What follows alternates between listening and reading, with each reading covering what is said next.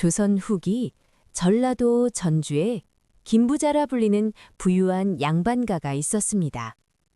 김부자 댁에는 세 아들이 있었는데 큰아들 상진은 문과에 급제하여 한양에서 벼슬을 하고 있었고, 둘째 상호는 장사로 큰 돈을 벌어 안동에 분가하여 살았습니다.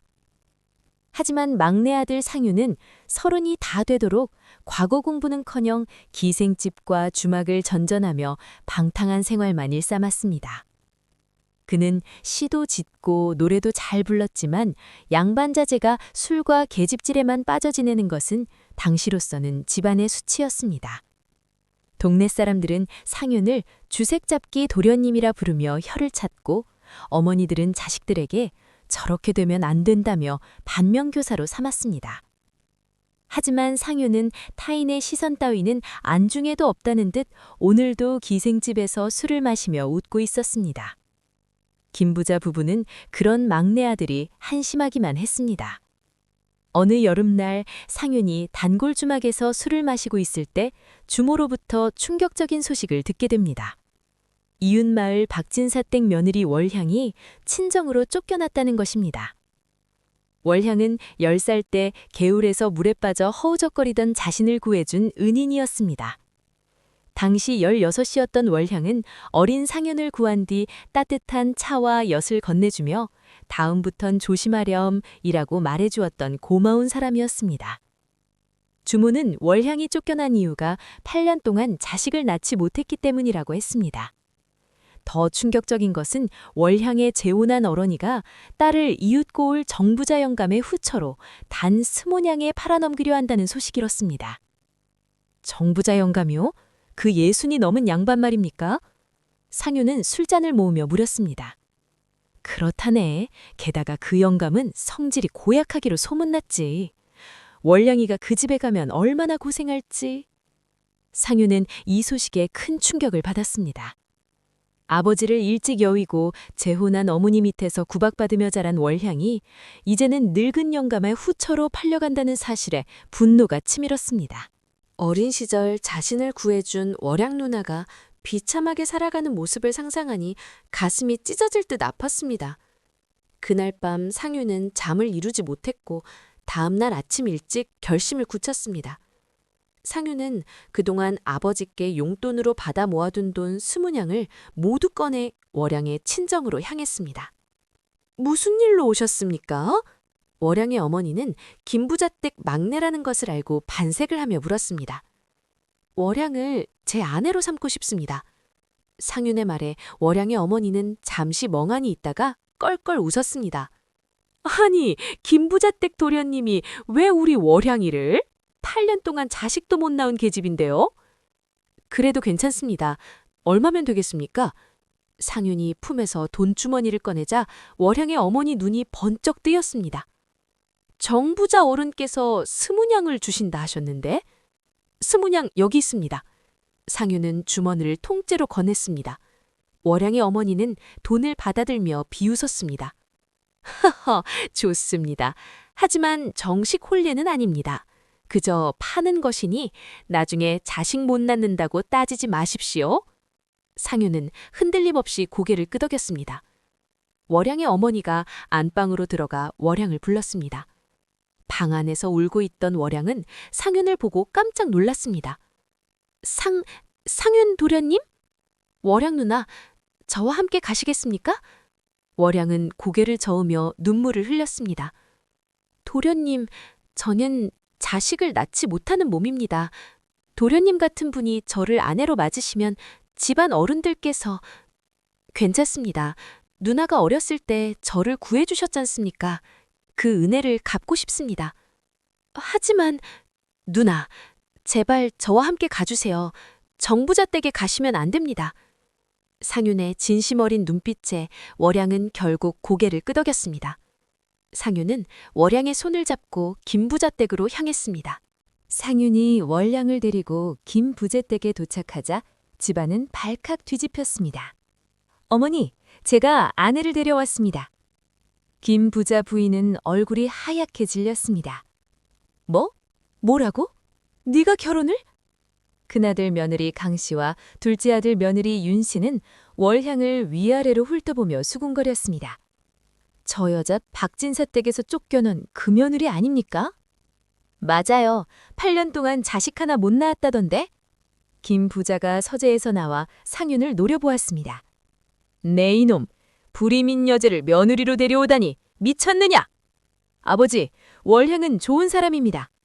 좋은 사람이면 뭐 하느냐? 자식을 낳지 못하면 며느리 자격이 없다! 김 부자 부인도 가세했습니다. 당장 저 여자를 내보내거라! 하지만 상윤은 무릎을 꿇었습니다. 아버지, 어머니, 제발 부탁드립니다. 저는 월향과 살고 싶습니다. 네 이놈이! 김 부자가 지팡이를 들어 올렸지만 상윤은 꿈쩍하지 않았습니다. 김 부자는 한숨을 내쉬었습니다. 좋다. 하지만 3년 안에 자식을 낳지 못하면 당장 내쫓을 것이다. 감사합니다, 아버지. 그렇게 월향은 김 부자 댁 막내 며느리가 되었습니다. 하지만 집안 식구들의 냉대는 시작부터 매서웠습니다. 시어머니는 월향을 며느리로 인정하지 않았고 큰 며느리 강 씨는 온갖 굳은 일을 시켰으며 둘째 며느리 윤 씨는 대놓고 비웃으며 무시했습니다. 자식도 못 낳는 주제에 며느리 행세를 하겠다고? 강 씨가 빈정거리며 말했습니다. 오늘은 마루 청소, 부엌 청소, 빨래, 그리고 시어머님 수발까지 다 네가 하거라. 월향은 새벽부터 밤까지 쉴 틈이 없었습니다. 부엌일, 빨래, 청소는 물론 시어머니와 두 형님의 시중까지 도맡아 했습니다. 밥상도 늘 마지막에 식은 밥만 받았고 잠은 하루 서너 시간밖에 자지 못했습니다. 상윤은 이런 월향을 보며 가슴 아파했지만 어른들의 눈치 때문에 직접 도울 수 없었습니다. 그는 밤마다 몰래 월향의 방에 찾아가 약과 음식을 챙겨주었습니다. 누나, 조금만 참으세요. 제가 꼭 보답하겠습니다. 월향은 눈물을 흘리며 고개를 저었습니다. 도련님, 저는 괜찮습니다. 도련님이 구박받는 게 더 괴롭습니다. 월향이 김부자 댁에 온 지 넉 달이 흘렀을 때 그녀의 손은 굳은 살과 상처투성이가 되었고 얼굴은 야위어 생기를 잃었습니다. 어느 날 강 씨는 월향에게 나흘은 걸릴 양의 빨래를 하루 안에 끝내라고 시켰습니다. 못 끝내면 밥도 주지 않을 테니 알아서 해라. 월향은 밤새 빨래를 했지만 결국 다 끝내지 못했습니다. 강 씨는 월향의 뺨을 때렸습니다. 이것도 못하면서 무슨 며느리냐? 월향은 지쳐서 모든 것을 포기하고 싶었습니다. 하지만 자신을 위해 애쓴 상윤을 떠올리며 이를 악물고 버텼습니다. 그러던 어느 날 둘째 며느리 윤 씨가 시어머니에게 거짓말을 고했습니다. 어머님, 월향이 어젯밤 몰래 집 밖으로 나가는 걸 봤습니다. 뭐라고? 김 부자 부인은 크게 노했습니다. 당장 저 계집을 뒤뜰 창고에 가두고 밥도 주지 마라! 월향은 억울했지만 아무 말도 할 수 없었습니다. 그녀는 차디찬 창고에 갇혀 밤을 보내야 했습니다. 상윤은 월향이 억울하게 갇힌 것을 알고 어머니를 찾아갔습니다. 어머니, 월향은 그런 사람이 아닙니다. 네 놈, 네가 뭘 안다고? 김 부자 부인은 상윤의 말을 듣지 않았습니다. 상윤은 밤마다 몰래 창고에 떡과 물을 넣어주며 월향을 보살폈습니다. 사흘째 되는 날, 월향은 추운 창고에서 제대로 먹지 못하고 지내다 결국 몸져 눕고 말았습니다. 상윤이 창고 문을 부수고 들어갔을 때 월향은 의식을 잃은 채 쓰러져 있었습니다. 월향 누나! 누나! 상윤은 급히 의원을 불렀습니다. 의원은 월향의 상태가 매우 위태롭다고 말했습니다. 빨리 치료하지 않으면 위험합니다. 상윤은 김부자 부부에게 무릎을 꿇었습니다. 아버지, 어머니, 제발 월향을 용서해 주십시오. 월향은 아무 잘못도 하지 않았습니다. 막내 아들의 간절함에 김부자 부부는 마음이 흔들렸습니다. 좋다. 하지만 이번이 마지막이다. 상윤은 밤낮으로 월향을 간호했습니다. 사흘 밤낮의 노력 끝에 월향은 의식을 되찾았습니다. 도련님, 누나, 정신 드셨습니까? 정말 걱정했습니다. 월향은 눈물을 흘렸습니다. 하지만 월향이 회복되자마자 집안의 구박은 다시 시작되었습니다. 두 며느리는 더욱 모진 일을 시켰고 시어머니는 월량을 보기만 해도 인상을 찌푸렸습니다. 한 달이 더 흘러 월량이 김부자댁에 온 지 6달째 되던 어느 가을날, 월량은 마당을 쓸다가 갑자기 어지러움을 느끼며 정신을 잃고 쓰러졌습니다. 마침 마당을 지나가던 상유는 급히 월량을 부축하고 의원을 불렀습니다. 의원님, 월량이 괜찮겠습니까? 상유는 초조하게 물었습니다. 의원이 월량의 맥을 짚더니 놀란 표정을 지었습니다. 이게 어찌 된 일입니까? 무슨 일입니까? 도련님, 축하드립니다. 부인께서 태기가 있으십니다. 상유는 자신의 귀를 의심했습니다. 태기라고요? 제가 40년 넘게 의원 노릇을 했습니다. 태기가 확실합니다. 기쁨과 놀라움, 안도감이 한꺼번에 밀려온 상유는 그 자리에 주저앉았습니다. 감사합니다. 감사합니다. 월향의 임신 소식은 순식간에 집안 전체로 퍼졌습니다. 김부자 부인은 처음에는 믿을 수 없다는 표정을 지었습니다. 불임이라던 계집이 임신을? 월향을 내쫓으려 온갖 구박을 했던 강 씨와 윤 씨는 당황했습니다. 이제 상황이 완전히 역전되었음을 깨달은 것입니다. 김부자는 기뻐하며 상윤을 불렀습니다. 상윤아, 잘했다. 이제 월향을 며느리로 인정하마. 그날부터 월향에 대한 대우는 완전히 바뀌었습니다. 김부자 부인은 월향에게 좋은 음식을 챙겨주고 힘든 일을 시키지 않았으며 두 며느리도 더 이상 월향을 함부로 대하지 못했습니다. 상윤은 월향의 손을 잡으며 말했습니다. 누나, 이제 아무도 누나를 괴롭히지 못할 겁니다. 월향은 눈물을 흘리며 고개를 끄덕였습니다. 하지만 한편으로는 무사히 아이를 낳을 수 있을지에 대한 불안감도 남아 있었습니다. 월향이 임신한 뒤로 김부자 댁의 분위기는 완전히 달라졌습니다. 김부자 부인은 월향에게 보약을 다려주고 좋은 음식을 챙겨주었으며 두 며느리도 월향의 눈치를 살피며 조심스럽게 행동했습니다. 상유는 월향이 원하는 음식이 있으면 멀리서라도 구해왔고 밤마다 발을 주물러주며 지극정성으로 월향을 보살폈습니다. 그러던 어느 날 닭진사 댁에서 사람이 찾아왔습니다. 김부자 어르신, 저희가 찾아온 이유는 사람은 놀라운 사실을 전했습니다. 8년 동안 자식이 없던 것은 월향 때문이 아니라 박진사 댁 도련님 때문이었다는 것입니다. 월향은 처음부터 아무 문제가 없었던 것이 밝혀진 것입니다. 월향을 함부로 대해 죄송합니다. 용서를 구하고 싶습니다. 하지만 김부자는 단호하게 말했습니다. 이미 지난 일이요. 월향은 이제 우리 집 며느리요. 다시는 찾아오지 마시오. 박진사 댁 사람은 고개를 숙이고 돌아갔습니다. 이 소식은 온 동네에 퍼졌고 사람들은 상윤의 해안을 칭찬했습니다. 김부자 댁 막내가 방탕한 줄만 알았는데 알고 보니 해안이 있었구만. 그러게 말이오. 사람은 겉모습만 보면 안 되는 법이지. 시간이 흘러 월향의 해산일이 다가왔습니다. 어느 겨울밤 월향이 산통을 시작했습니다. 도련님.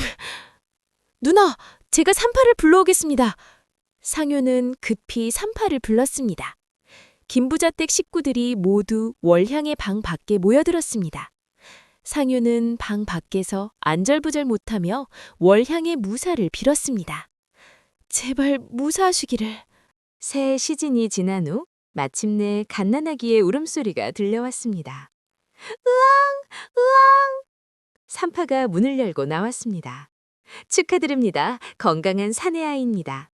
상윤은 그 자리에서 하늘에 감사의 절을 올렸습니다. 상윤이 방으로 들어가자 월향은 힘없이 웃고 있었습니다. 산파는 깨끗이 씻긴 아기를 월향의 품에 안겨주었습니다. 누나, 정말 고생하셨습니다. 상윤은 월향의 손을 잡으며 눈물을 흘렸습니다. 월향도 눈물을 흘리며 아들을 보았습니다. 도련님, 우리 아들이에요. 아기는 작고 연약했지만 건강하게 울고 있었습니다. 김부자 댁에서는 큰 잔치가 열렸습니다. 온 동네 사람들이 축하하러 왔습니다. 축하합니다, 김부자 어르신. 방탕하던 도련님이 이제 훌륭한 아버지가 되었구만.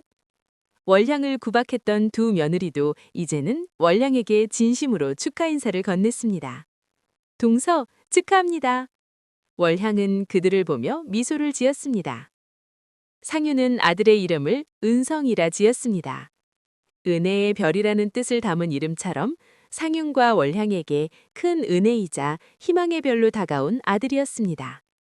그렇게 은성이는 김부자 댁의 귀한 손재가 되었고 상윤과 월향은 행복한 가정을 꾸려나갔습니다. 은성이가 태어난 지 석 달 후, 김부자 댁은 즐거운 웃음소리로 가득했습니다. 은성이는 건강하게 자랐고 월형도 예전의 생기를 되찾았습니다. 상윤은 아침마다 아들을 안아올리며 행복해했습니다. 그러던 어느 날 박진사 댁 주인이 직접 찾아왔습니다. 김부자 어르신 그리고 월향. 박진사는 진심으로 사죄했습니다. 제가 월향을 함부로 대했습니다. 용서를 구합니다. 박진사는 백냥과 비단 20필, 논 10마지기의 문서를 위로의 뜻으로 내놓았습니다.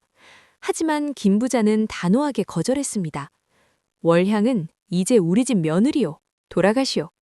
박진사는 빈손으로 돌아갈 수밖에 없었습니다.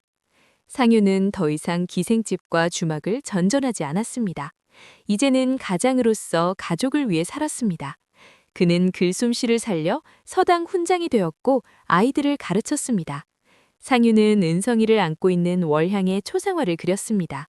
그림 속 월향은 어떤 양반 부인보다 아름답고 고귀해 보였습니다. 월향은 그림을 보며 눈물을 흘렸습니다. 도련님, 고맙습니다. 저 같은 사람을. 누나, 제가 더 고맙습니다. 누나가 제 인생을 바꿔주셨어요. 은성이의 돌잔칫날, 은성이는 돌상 앞에서 붓과 책을 잡았습니다.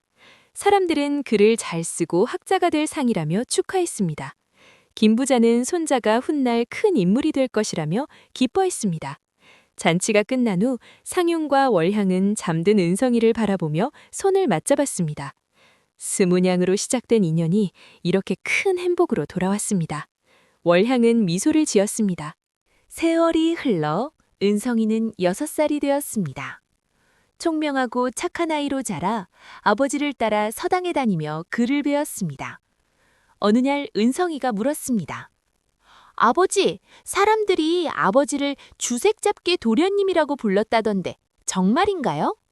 상윤은 씁쓸하게 웃었습니다. 그랬단다. 아버지는 젊었을 때 방탕하게 살았지. 그런데 어떻게 변하셨어요? 상윤은 월향을 바라보며 말했습니다. 내 어머니 때문이란다. 네 어머니가 아버지를 변하게 해주셨어. 월향은 부끄러운 듯 고개를 숙였습니다. 은성이는 어머니를 안으며 말했습니다. 어머니, 고맙습니다. 아버지를 좋은 사람으로 만들어주셔서요. 월향은 눈물을 흘리며 아들을 꼭 안아주었습니다. 에필로그. 오래 기억되는 이야기. 사람들은 상윤과 월향의 이야기를 오랫동안 기억했습니다.